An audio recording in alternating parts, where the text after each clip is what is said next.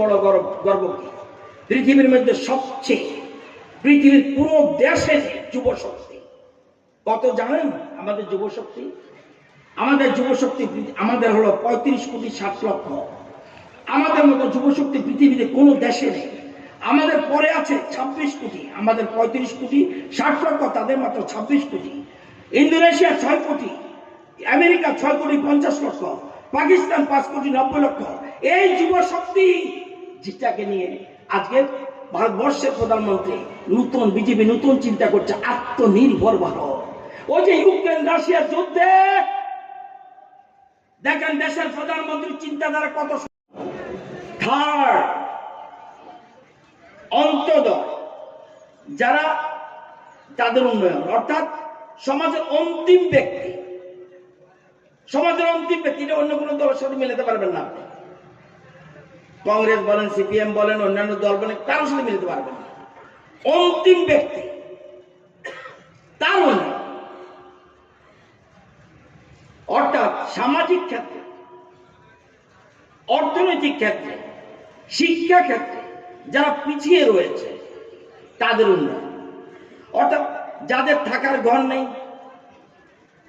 অর্থাৎ যাদের পরনে কাপড় নেই, যাদের বাড়িতে পানীয় জলের ব্যবস্থা নেই, যারা দুবেলা খেতে পায় না, সেই সকল দরিদ্র নারায়ণ যারা, তাদের আমরা ভগবান মনে করে বিজেপি পার্টির এই একটু স্টাইল এটা। অর্থাৎ যারা পিছিয়ে আছে, এই যে দরিদ্র নারায়ণ অন্তিম ব্যক্তি, সবার আগে তেলা মাথায় তেল দেওয়া না, সমাজের একদম অন্তিম ব্যক্তি যে, তার উন্নয়ন আপনারা জানেন। এই জন্যই সরকার, আমাদের বিজেপি দল চাইছে, আমাদের ত্রিপুরায় কি, ত্রিপুরা সরকার 3টা নীতি, নিয়ম, নীতি, নিয়ম। ভারতীয় জনতা পার্টির 3 মন্ত্র, রাষ্ট্রবাদ, সুশাসন এবং উন্নয়ন এবং অন্তোদয়, এই যাদের নিয়ে বিজেপি দল চিন্তা করে। আপনারা জানেন, একটু আগে টিঙ্কুবাবু বলেছে, সময় কম বলে উনি কম সময়ের মধ্যে বলেছে। আমি যদি দেখি, আমি আসার আগেই এখানে কাগজটা নিয়ে আসলাম। আপনারা বলেন তো দেখি, এখানে তো অনেক লোক আছে। আপনাদের বিলুনিয়ায় আশেপাশে যে ব্লকগুলি, ঋষ্যমুখ ব্লক,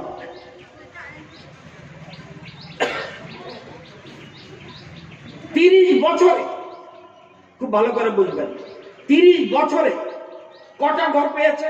ওই যে বলছি একটু আগে, বিজেপির নীতিটা হলো অন্তিম ব্যক্তি। আমি একটা বিল্ডিং উঠালাম, আমি একটা রাস্তা করলাম, ইট ইজ নট সাফিসিয়েন্ট। অন্তিম ব্যক্তি তার কি হবে?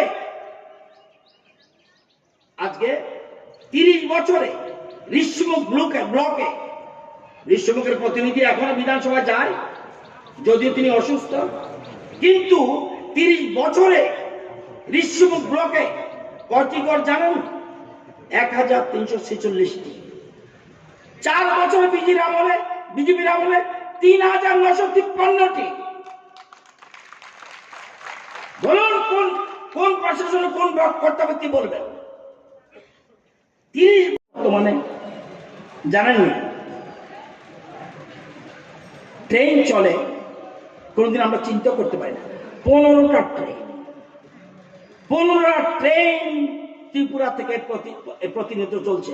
আগরতলা সাবরুমের এমএলএ এখানে আছে, ডেমো ট্রেন সকাল 5:15। আগরতলা বেঙ্গালোর মঙ্গলবার 5:55 সকাল। আগরতলা শিলচর এক্সপ্রেস শুক্রবার 6:10। আগরতলা বেঙ্গালোর এক্সপ্রেস শনিবার 5:55। আগরতলা ধর্মনগর ডেমো ডেইলি সকাল 6:30। আগরতলা শিয়ালদা এক্সপ্রেস মঙ্গলবার, বৃহস্পতিবার, শনিবার, রোববার সকাল 8:05। আগরতলা সাবরুম ডেমো ডেইলি 10:50 আবার। আগরতলা ফিরোজপুর এক্সপ্রেস, যেটার নাম ত্রিপুরা সুন্দরী এক্সপ্রেস, বৃহস্পতিবার 3টার সময় বিকালে। আগরতলা হাবিবগঞ্জ এক্সপ্রেস রবিবার 3টায়।